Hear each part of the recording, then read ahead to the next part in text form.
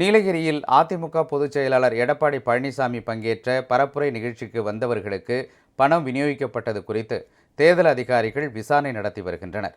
தமிழகம் மற்றும் புதுச்சேரியில் வருகிற 19ஆம் தேதி வாக்குப்பதிவு நடைபெற உள்ளது. இந்த நிலையில் 100 விழுக்காடு வாக்குப்பதிவை வலியுறுத்தி புதுக்கோட்டை மாவட்டம் கோட்டைப்பட்டினம் மீன்பிடி இறங்குதளம் பகுதியில் மக்களுக்கு துண்டறிக்கைகளை வழங்கி ஆட்சியர் மெர்சி ரம்யா விழிப்புணர்வு ஏற்படுத்தினார்.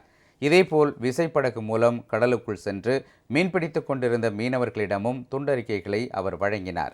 இதனிடையே நீலகிரியில் அதிமுக பொதுச் செயலாளர் எடப்பாடி பழனிசாமி மேற்கொண்ட பரப்புரை நிகழ்ச்சிக்கு 300 முதல் 500 ரூபாய் கொடுத்து ஆட்கள் அழைத்து வரப்பட்டதாக தெரிகிறது. பரப்புரை முடிந்ததும் பணம் பட்டுவாடா செய்தபோது ஏற்பட்ட வாக்குவாத காட்சிகள் இணையத்தில் வெளியான நிலையில் இதுகுறித்து தேர்தல் அதிகாரிகள் விசாரணை மேற்கொண்டு வருகின்றனர். இந்த நிலையில் குமரி மாவட்டம் தோவாளை பகுதியில் அஜய்காந்த் என்பவர் ஆவணங்களின்றி எடுத்துச் சென்ற 14 லட்சம் ரூபாய் பறக்கும் படையினரால் பறிமுதல் செய்யப்பட்டது. ஓசூர் பகுதியில் இருவேறு இடங்களில் பறிமுதல் செய்த 5,08,000 ரூபாயை சார் ஆட்சியரிடம் தேர்தல் அதிகாரிகள் ஒப்படைத்தனர். இதேபோல் கள்ளக்குறிச்சி மாவட்டம் தியாகதுருவம் பகுதியில் ஷேல் கலீல் என்பவரிடம் இருந்து 1,12,000 ரூபாய் பறிமுதல் செய்யப்பட்டு அரசு கருவூலத்தில் ஒப்படைக்கப்பட்டது.